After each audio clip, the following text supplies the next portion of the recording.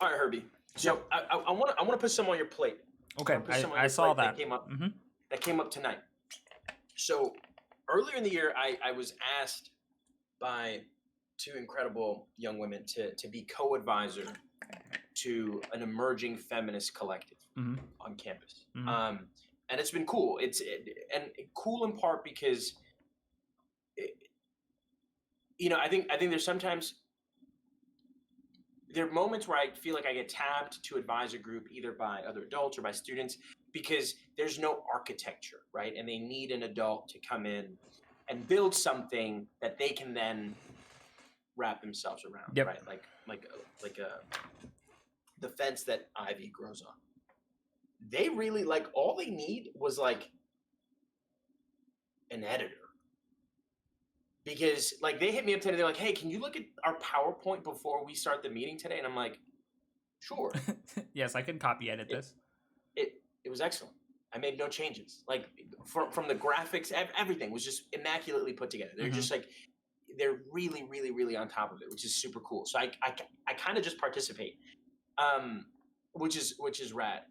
And so we started with a cacophony. I won't walk you through the whole agenda. It was a good one, but there were a couple things that came up that struck me and were really generative. The first one is not one of the student leaders, but one of the student participants, one of the members of the collective, brought up that they're starting to see young girls, right? And that was the language they used. And I'm reading that below the age of consent, right? Younger than 8, legal children. On TikTok, kind of valuing sex work, right? And anticipating their own OnlyFans debuts. And this student expressed concern not because of the sex work as such, right? And he was sort of like, look, we're kind of moving in a direction where sex work will hopefully be more regulated and more legitimate and more valued. And more fairly and safely compensated. And so it's not about the sex work. It's what's happening in the lives of these young people that at 11, 12, 13, they're seeing venues like OnlyFans as their outlets. And then sort of relatedly, we got into this conversation about WAP. And this same student painted it as sort of the toxicity of certain veins of body positivity and sex positivity, where it kind of doubles back on itself and becomes pornographic and objectifying in the name of being body and sex positive, right? And the question becomes, for me, my advisory is comprised historically disproportionately of young women, and so I've gotten this incredible window into the adolescent lives of young women, and it's been one of the toughest classes I've ever taken. But as an educator, as an adult, as a man, hearing my 16-year-old advisee talking about wet ass pussy, I'm just like, no one pays me enough money. That's a fair assessment to make. No. And so I lay they're not even questions. I lay these things at your feet, my fearless friend, and I defer to your insight and expertise. I'm curious to, obviously you weren't there, but I'm curious as to what this bubbles up for you. So it's interesting because I was, I'm reading this lovely book. I'm basically done with it. I've got 20 pages left that I'm probably going to crush tomorrow morning before I start gaming. Called Cybertypes by Lisa Nakamura. I posted an excerpt from it on the gram today because that bottom line just hit me like a truck. I was I swear I read that line and I was like, damn. Yep. And so this valuation of sex work to me, because all my marginalia, when I read these texts for my area exam, I'm thinking about my DIS proposal. Sure. So I'm trying to find a common thread towards my the internet is porn theorem. And I think that this valuation of sex work amongst young women who are seeing the possibilities of this outlet, this tool that's being used now and is seeing dramatic acceptance across society, much more so than I think Patreon received prior to. I think Patreon is actually still fairly taboo for most people, whereas this seems like an actual legitimate venue, which is interesting because this used to exist as a phone app before it became like an internet platform, which I think a lot of people don't realize and forget.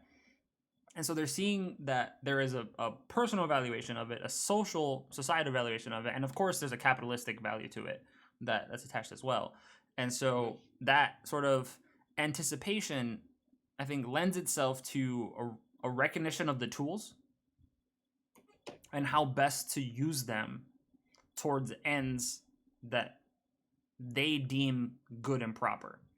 And Nakamura makes a couple really astute points that I think speak to this. So in one section of the book, she's talking about massive multiplayer online games and talks about one, a classic one called Ultima Online, and says of it that it's one of the few unambiguously profitable uses of the internet other than pornography. And I think that what we've started to see as a society is that we're going back to a recognition of pornography as the end-all be-all profitable use of the internet. And obviously, as I mentioned in the last episode, and I've talked about with you, I think that pornography is a much bigger umbrella term than just adult sexual content that people are used to consuming. I think that, especially in the context of OnlyFans, porn can be a lot of things, right? There is certainly a bodied component to it for most people who are engaged in this practice, but that pornography can be very widespread. The other, I think, really important point that Nakamura makes is that that femininity is seen as a quintessential opposing force to technology as an oppressor. That, I think, is super key and something that a lot more women are starting to really grasp a hold to. And you sent me the video from Vox about, like, old school porn and how it's been like the catalyst for internet policy and why Section 230 and things of that nature even exist and have had to be adjusted. All of it has been in service of combating essentially femininity, because I think that at its core, these technological tools and advancements fear the power of a fully embodied woman, right? That everything that's digital is predicated on disembodiment. That's all it's ever tried to do. It's tried to turn us into a non-entity that can be transmitted, bought, sold, and traded, right? Willing to sacrifice all of its liberties and rights. But femininity, in particular, has been able to stand as this constant point of contention against the regulatory power of, the internet, the web, all the sort of different power structures that exist. And so seeing people gravitate towards it, seeing a woman being like, this is the place where I can at least reclaim myself in a world where I cannot escape this tool. I can't exist outside of it. It's not possible. Mm-hmm. And it wants to disenfranchise me, and it wants to disembody me and take away my ability to exist on my own terms and to live in my own material consequence.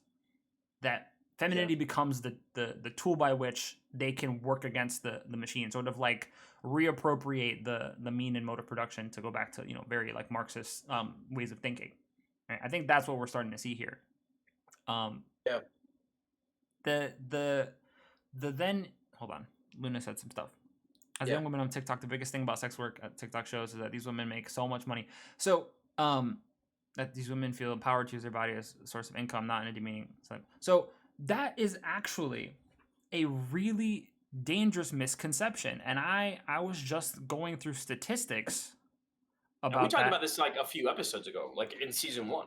And so I was literally that misconstrual of like how profitable OnlyFans. Well, not necessarily how profitable it is, but rather what all goes into making your OnlyFans. Yeah. And it's not even that, right? Like the idea that a lot of people are profiting from OnlyFans is, well, and so Instagram just changed its policies to specifically target strippers, which I think is absolutely ridiculous. If you are an actual stripper working in a strip club, they have rewritten their privacy policies to target you, but if you take a pole dance class or you have a pole at home, that's okay to post, which brings up a whole other issue about the ways in which we're sort of regulating specific sexual practices and who's being targeted specifically by engaging in these practices, especially historically, right? Like if Becky and Brenda are going to a pole dance class and they want to post a video about it, they'll be fine, right? And of course, it's Becky and Brenda. Of course.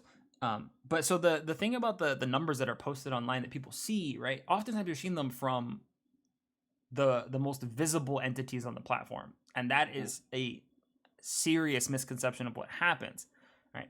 I'm not gonna go as far as to say that like OnlyFans is essentially a pyramid scheme, but it operates under a similar mentality, right? Where like you have some people who make a shit ton of money on the platform, and it draws other people in to say, oh, I would also like to make a shit ton of money on the platform. However, most people don't make nearly as much. The average user does not make that much.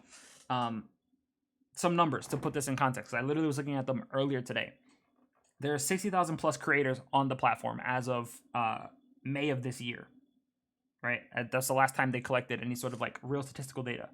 There are 7 million users on the site. So 60,000 creators, 7 million users, right? The top creators make upwards of $100,000 a month. A month. This bonkers. Accounts for 33% of the monthly revenue on the whole site. Now, the average account, the average everyday person who decides that they want to add this to their revenue stream only makes about $180 a month.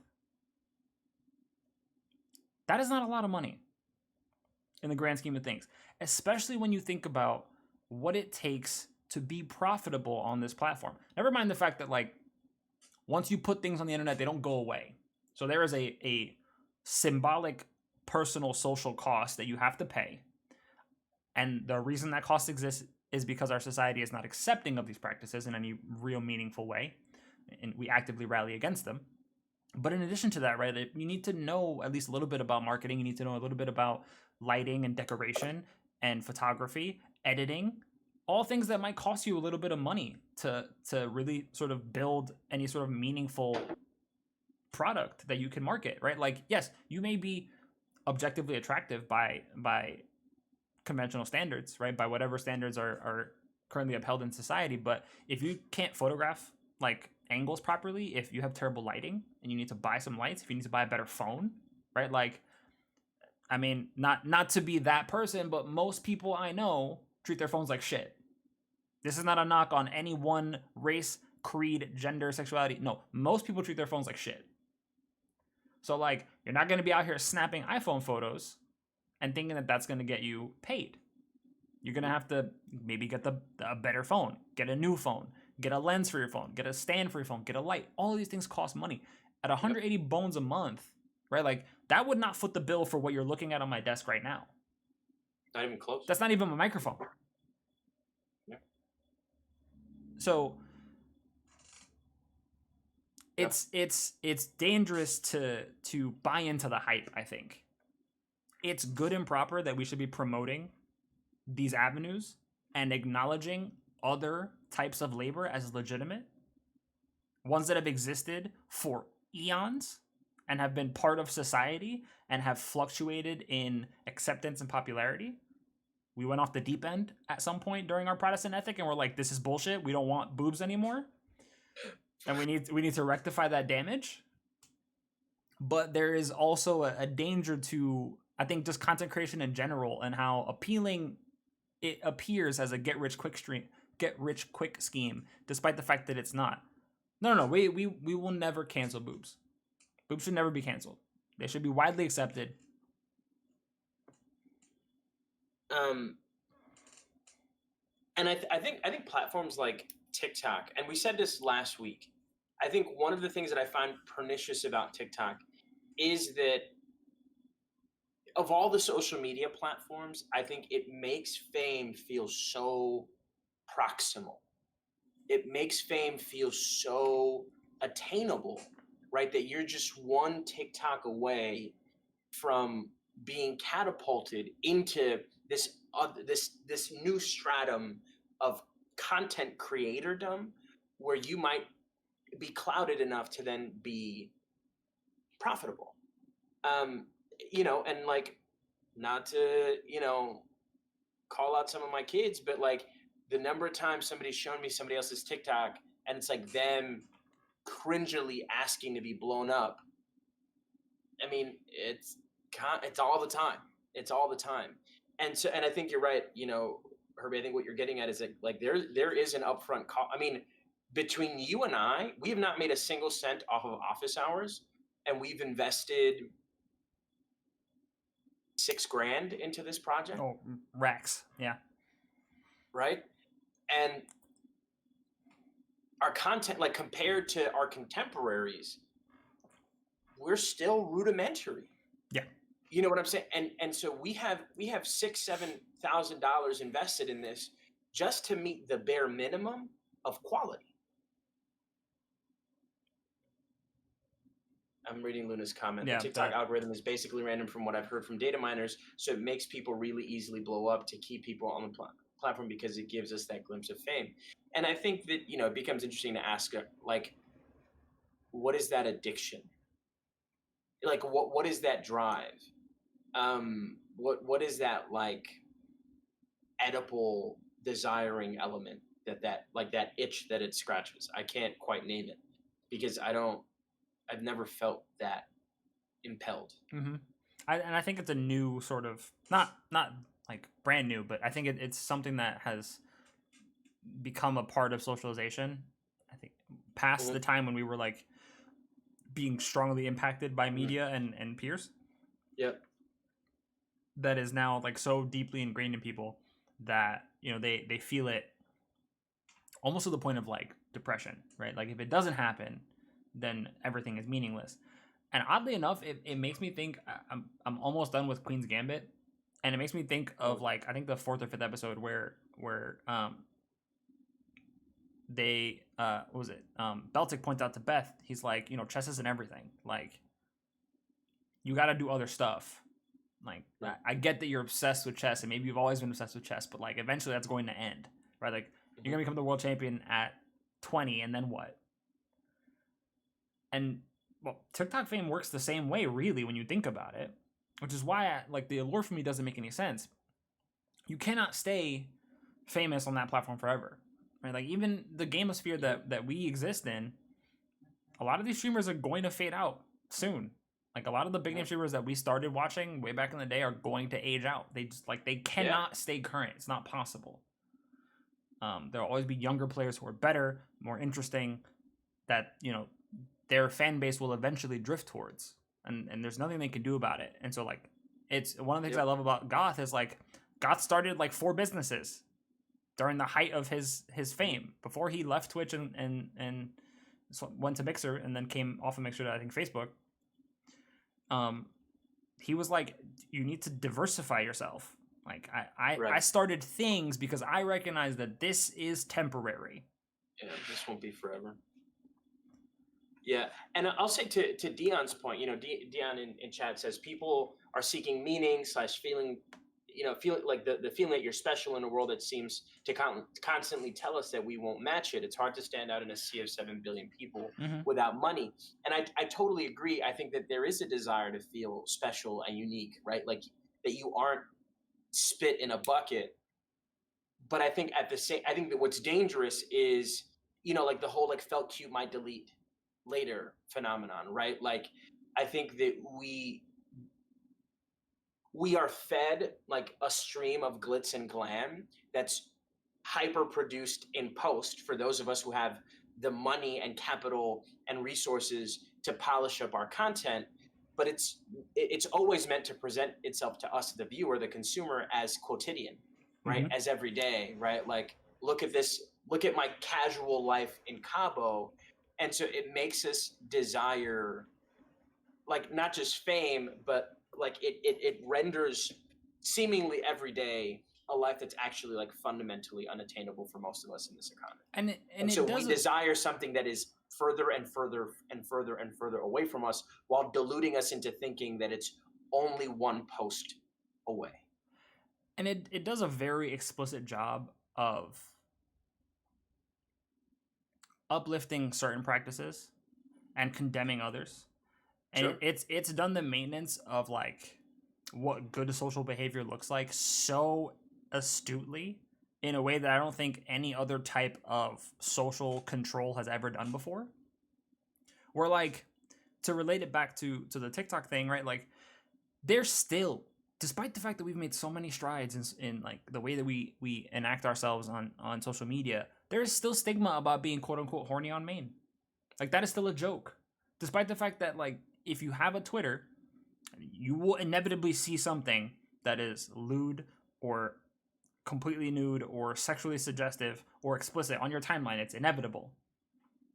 But for you in and of yourself, as a regular person, to engage in that level of sexuality, it's still taboo, right? Like, so if you want to do a brief moment of felt cute, might do it later, where you're like, oh, this is me in a very, very abstract post or pose, where you can just see, like, you know, for example, if it's a woman, right, that's like just a little bit of underwear line and nothing else, right? Like, it's just like this part of the body. How salacious. Right? And it's like, oh no, my bad. I just like, I wanted to, and I realized it was not good, and we take it away. Right? Like, then that tells somebody else, it's like, oh, but maybe if I show just a little bit more, that's gonna get me to blow up.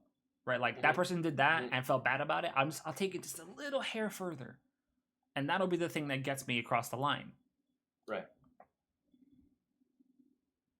I want to blow up on TikTok so people can find my Redbubble and companies can send me free stuff to review for art.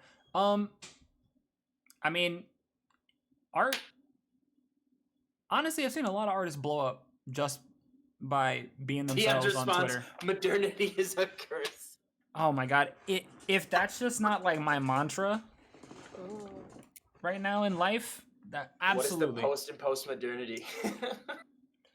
Who developed agriculture? Wow, he's taking it way back. No, that's real.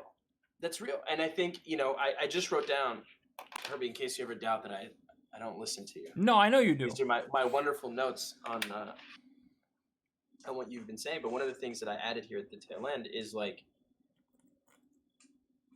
upward mobility is increasingly foreclosed, right? Like the trappings of that like idyllic middle class dream where, you know, a single parent, like a single parent's income was enough to send the kids to college and cement another rung on the ladder of family mobility. Like, it's just bankrupt.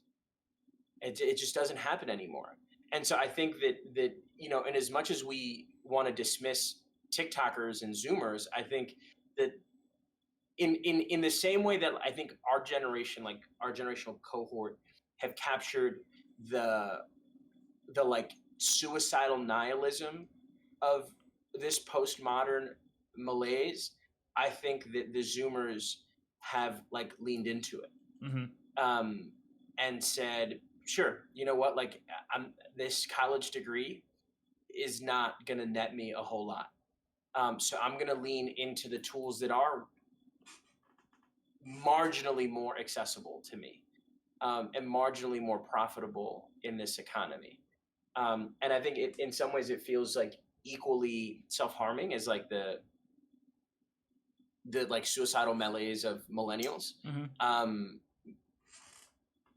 But I think it speaks to where we are and not to like kids being dumb and out of touch. I think actually like TikTokers are maybe more in touch than anybody else. And the more I think about it, the more true it seems. I think you're right. I think they know exactly what's going on.